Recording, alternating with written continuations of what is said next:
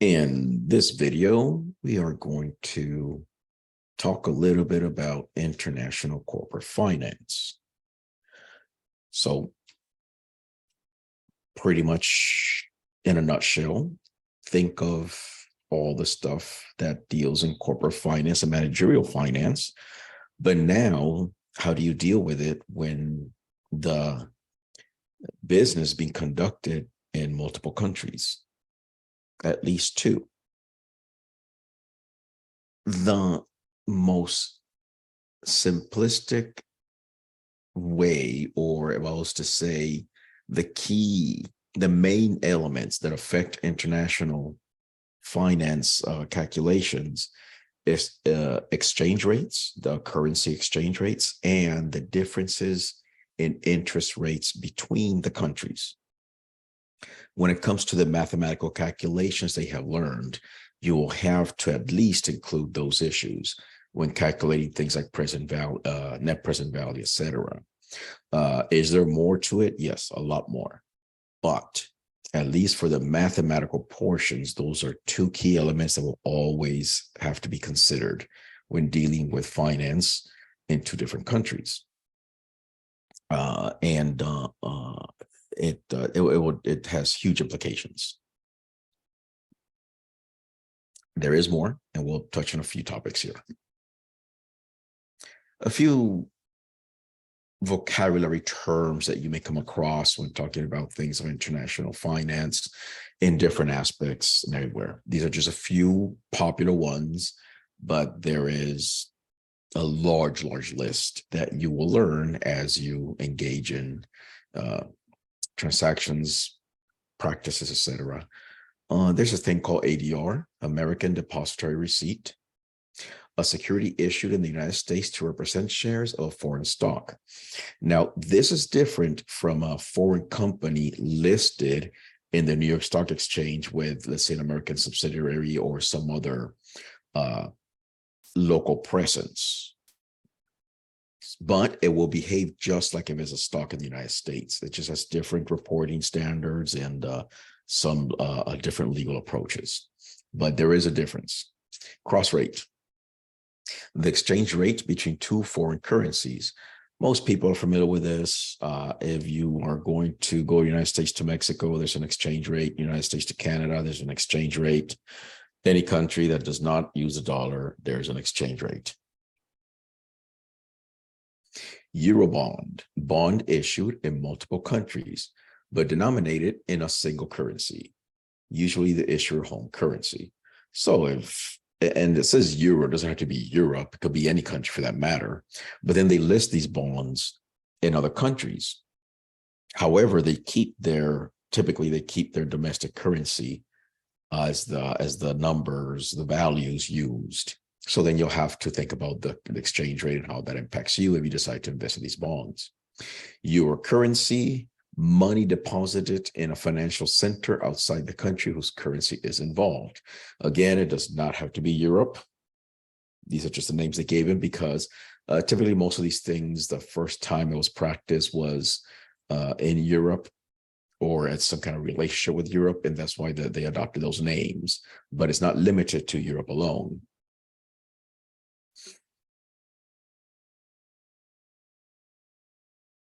Some more terminology. We got here foreign bonds issued in a single country and are usually denominated in that country's currency, just like it sounds. Now, what's the difference between Eurobonds and foreign bonds? Single country versus multiple country, pretty much. Gilts or gilts, it depends where you're from. You will pronounce it differently. These are British and Irish government securities.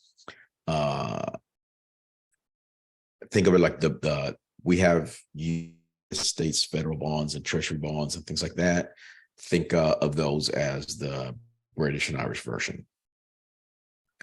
LIBOR, the London Interbank Offered Rate, is the rate most international banks charge one another for loans of Eurodollars overnight in the London market. This is a very, very important number. It's kind of like a base interest rate that a lot of transactions after that, like a starting point. So it's important to know how this one moves because all other interest rates will typically move based on this, especially when it comes to international finance. If you're interested, even though it's the London Interbank Offer Rate, you might want to look into the history. Who is now in charge of monitoring and administering this LIBOR interest rate may not be in London. You can go ahead and search for that information. There was an issue, a scandal, if you want to say it that way, with LIBOR, and they have to move it out of London. Exchange rates. The price of one country's currency in terms of another. That's just by definition, as we mentioned earlier. Most people are familiar with the fact that one currency may buy more of the other currency and vice versa. In this example, they're using the euro and the dollar. The euro is worth more than the dollar. Therefore, it takes more dollars to buy 1 euro. And exchange rates can be quoted into the same exchange rate can be quoted in two different ways. It just depends which perspective you're using. If you are in the United States, you'll probably think of it as how many dollars does it take to buy a euro? Because that's what you have, that's what you know. So in this example, it'll tell you that $1.21 to buy 1 euro. All right. So then, but if you're in Europe and you're thinking of traveling to the United States, or not necessarily traveling or doing business in the United States, then you might actually ask, well, how many euros does it take to buy a dollar? All you do is you flip the division, you put one over the other, and well, it takes 0.8205 euros to buy $1. They both mean the same. It just depends which one was divided by what. They're just the reciprocal.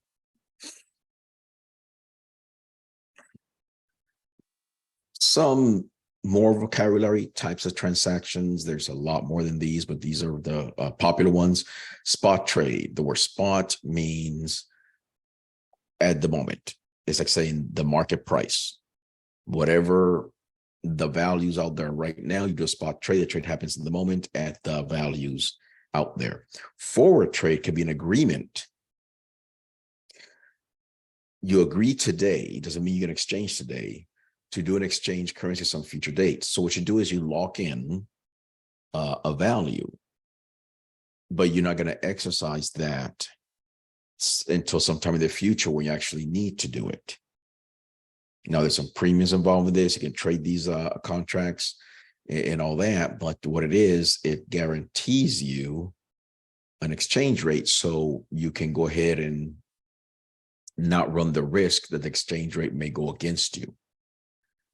But if it goes in your favor, you still may have to do this transaction. So it prevents a loss, but it can also then prevent gains based on the on which direction the exchange rate goes. Forward rate, the exchange rate specified. These are the terms within a forward trade. The forward rate, in other words, you say this is the exchange rate we're going to exchange in the future, and both parties agree. You enter the contract. If the forward rate is higher than the spot rate, the foreign currency is selling at a premium. This is what I was talking about, the last two bullets. The exchange rate in the future could be expected to go in either direction. So what are the expectations at the time may have an influence on how this contract is written. Purchasing power parity.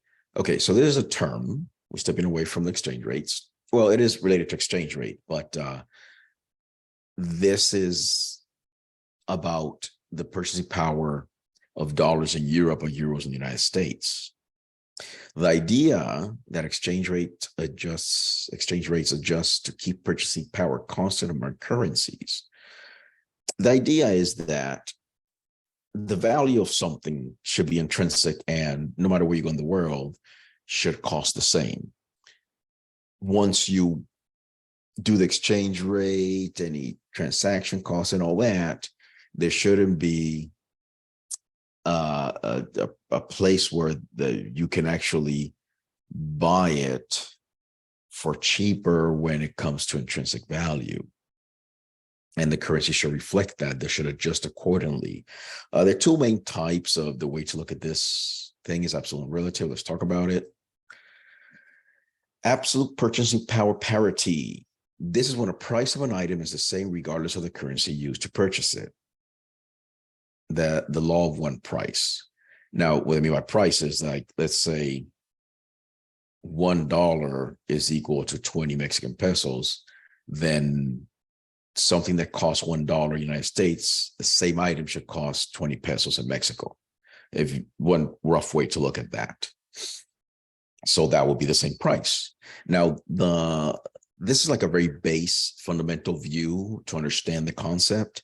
So they assume no transaction costs, like, okay, well, wouldn't cost you anything to exchange the currency. It wouldn't cost you anything. There's no taxes here involved. If you were to buy it in Mexico and then take it to the United States, there should be no shipping cost. But it's just a way to view it, like a starting point to understand the concept. That's what it says: no barriers to trade, no taxes, tariffs, etc. No difference in the commodity between locations, as in no difference in quality, let's say, for example, or description. It has to be the exact same thing. For most goods, absolute purchasing power parity rarely holds in practice. Of course, this does not represent the real world, but this is a good way to start the concept and then develop from there to apply to the real world. So therefore, we come the relative purchasing power parity. In this case, it brings in the issue of inflation.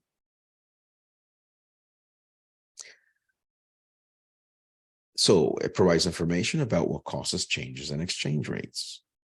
The basic result is that exchange rates depend on relative inflation between countries, which makes sense because absolute purchasing power parity does not hold for many goods. As you read the chapter and get more into it, relative purchasing power parity is typically the concept that gets discussed because that's more of what happens in the real world. Now, please understand that inflation is not the only item, but here is going from absolute to something more realistic. You will learn later that there's a lot of other concepts that come in play in order to maintain this purchasing power parity. Now, let's go ahead and step aside for a second and talk about interest rate parity, which is also something that may influence the exchange rates, and then move into influencing the purchasing power parity. Let's go and talk about this interest rate parity. Okay. It's an arbitrage condition is what they say, meaning that if this didn't hold, there would be plenty and a limited and infinite amount of arbitrage. I'll explain that in a moment. Now, what's important is that while we do observe it happening monetarily, because things don't change automatically, it takes a minute. And I want to say a minute is a figure of speech. There might be some time, a lag for this parity to kick in between countries. And some people take advantage during that lag, but it disappears quickly. This is the concept, let me give you like an oversimplified example. Let's say we're dealing with United Kingdom, England, Great Britain, however, which one applies, and the United States. Now, think of a world in where the UK has a risk-free rate, like their version of the risk-free rate, like a government bond that has it pays a lower interest rate. Okay. And then the United States is higher. So if we just start with that simple difference without anything else around it influencing it or impacting or having an effect on it, somebody could then borrow money at the lower interest rate in the UK and then lend it in the United States or to the United States, however you want to call it, and at the higher rate in the United States, and just make money without ever making the difference in interest rates and never having to have any Investment. So that's arbitrage. Borrow at a lower rate, lend it out at a higher rate, and you create this arbitrage. And they're both risk-free. So it's we use the risk-free rate to explain the fact that there's no risk of loss.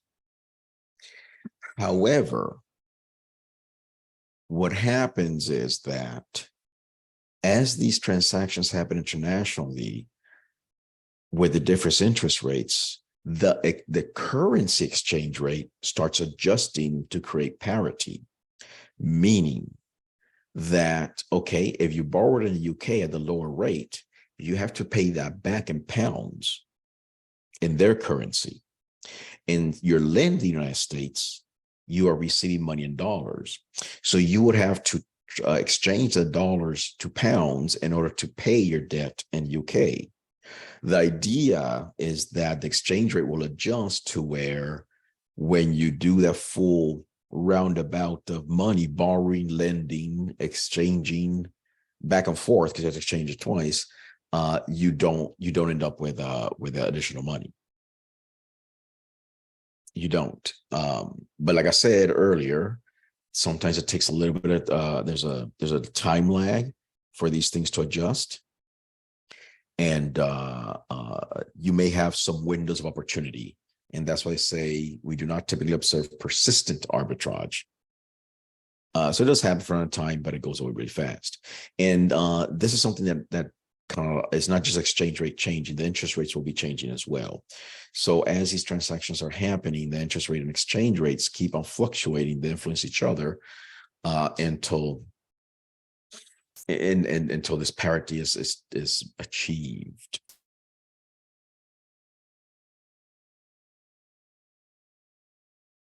Some things to take consideration also. So exchange rate risk. As we mentioned earlier, you mentioned a transaction today, and then you have to make some payments in the future, but the exchange rate will more than likely change in the future unless it's pegged or something like that. So it may go in your favor, but it can also go against you.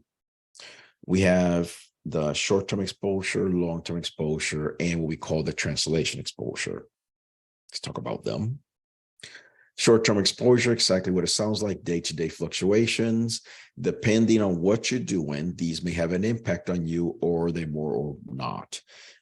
If you have periodic payments that happen once a month, once every 6 months, once a year, then you're more concerned about the long-term average of fluctuations that happen versus the day-to-day. But depending on your transaction, it could be a day-to-day situation. So you have to understand which one, both may apply to you depending on the situation as well. So you have to understand how the day-to-day versus long-term ones operate, so then you can do your financial planning accordingly. Long-term, as we mentioned, these are more than just day-to-day. These are more difficult to hedge because the longer, nothing particular, it's just a time element here. The longer in the future you have to prepare for, the more difficult it is because there's more uncertainty. Now, translation exposure. This is not, it is under the exchange rate issue, but without actually exchanging the currency. Let's say you have a company in the United States and you have subsidiaries or parts of your company are in other countries. So you're in this other country, let's say Germany, and you're making money in Germany. Now, you're not bringing the money back yet, so no need to exchange the money. However, as you build your financial statements, you have to include those values in Germany in this example. And the exchange rate has to be considered. So what happens is that even if you're not going to bring the money in now and you're not going to exchange it, a valuation is done at the time. So then your headquarters, let's say United States, and the stock price in the United States may be affected. At the minimum, the value of your corporation, of your business, at the minimum, the value, the way it's valued, which will affect the stock price, the valuation of the company is going to be affected by exchange rates, even if you're not exchanging the currency at the time, because it has to be calculated in order to report. Now, it may work in your favor or work against you, but this is also something can be hedged. If you have contracts in place, then the valuation will be done based on the values in the contract, not what the exchange rate is in the market. Managing exchange rate risk. So hedging is typically the approach with forward contracts, future contracts, options, etc. Now, getting perfect hedges is very difficult. And so you do the best you can. Also, if the hedge is not done properly, or something changes at a macro level that was unexpected, and it could be all kinds of different things, legal, political, etc. It doesn't have to be just strictly financial. You might actually end up with an increased exposure by having a hedge in place and then something else changed economically. But it's better than nothing. We're just going to mention political risk, legal environment, and things like that. So in international finance, up to this point, we spoke about the things that are more numbers oriented, interest rates, exchange rates, etc. Now, there's these other things that may not have a number. You'll have to assign a number, and that's for another class. But the foreign country you're dealing with, some countries are very stable and safe, some are not. Some have changes of regimes all the time, revolutions, civil unrest. Does that mean you shouldn't do business there? No, it does not mean that. If there's money to be made and the value is appropriate, if it's worth it, in other words, you should do business. You just include this as part of your risk calculations, risk assessment, and just part of doing business. Translation, in a country with high political risk, you only want to go in there when there's more money to be made than the alternatives. And that's how you work it. And if there is an opportunity, even with political risk, then you should take it, because if you don't take it, your competition will. That is it for this video. See you on the next one.